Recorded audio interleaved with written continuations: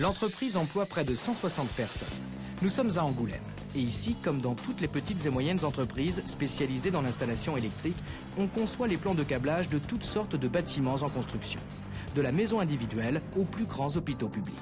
Et ces plans, on les trace dans un lieu précis, le bureau d'études. Mais avant d'y accéder, tout le monde a vécu l'indispensable expérience du travail directement sur le chantier. Bonjour, je m'appelle Emmanuel Coindé, j'ai 22 ans et je suis dessinateur exécutif.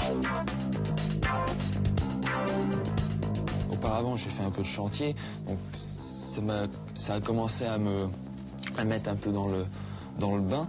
Et puis j'ai vu que la relation chantier-bureau, ça pouvait bien s'accorder. C'est un métier assez vivant, donc à partir de là, on ressent quand même une certaine motivation.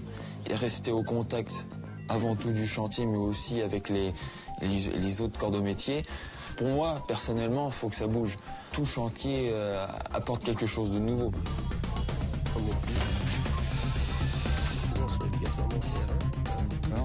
Chaque fois qu'on fait un bâtiment, c'est un prototype.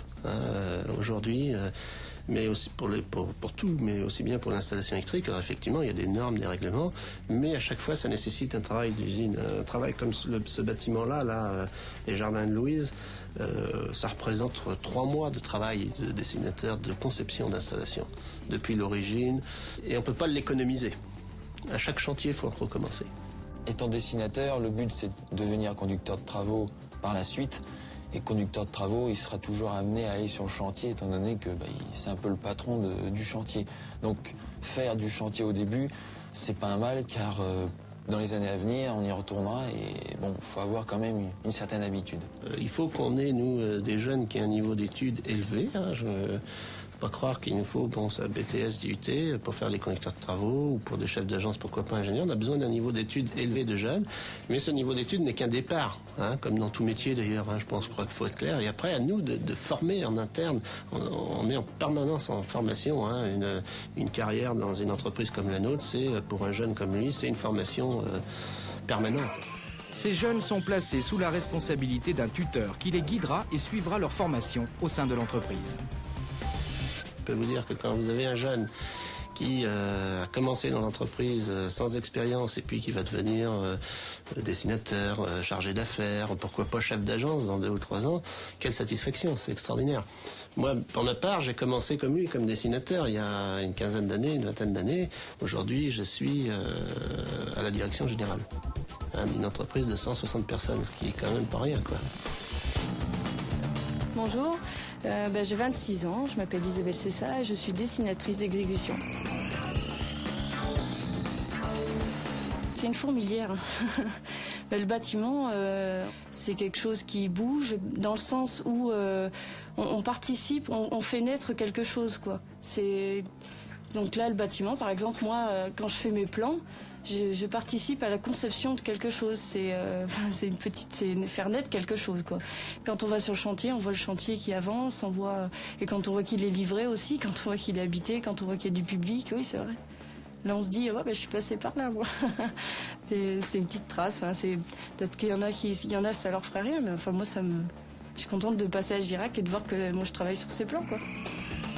Donc, je m'appelle Robert Cédric, j'ai 23 ans et donc je suis dessinateur d'exécution depuis 1 an, donc de Vie Active. Cédric, comme les autres, a appris à travailler en équipe. Une exigence dans un bureau d'études.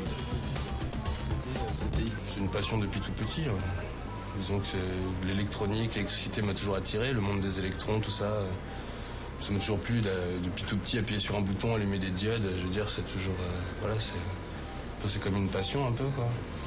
Et donc je me suis dirigé vers ça dans mes études, donc électronique pour le bac et puis électrique et informatique industrielle pour le DUT, parce que j'apprécie aussi beaucoup l'informatique, le monde des ordinateurs, tout ça. On ne doit pas se représenter une mauvaise image du bâtiment, étant donné qu'il y a plein de choses intéressantes à faire. Je veux dire, c'est diversifié. Il y a toute nouvelle technologie à installer, ou même rénover, ou refaire même l'électricité, remettre à neuf des systèmes électriques ou des systèmes de détection, ou par exemple détection incendie. Par exemple, je m'occupe de refaire tout un bâtiment parce que faut remettre aux normes aussi. Je veux dire, ça évolue, les normes évoluent, l'électronique évolue, les technologies évoluent. Donc le bâtiment lui aussi va évoluer, quoi. Donc je pense qu'il y aura toujours à faire. Un métier qui offre de véritables possibilités d'évolution. Dans quelques années, Isabelle, Emmanuel et Cédric seront conducteurs de travaux et dirigeront alors l'ensemble de la conception d'une installation électrique.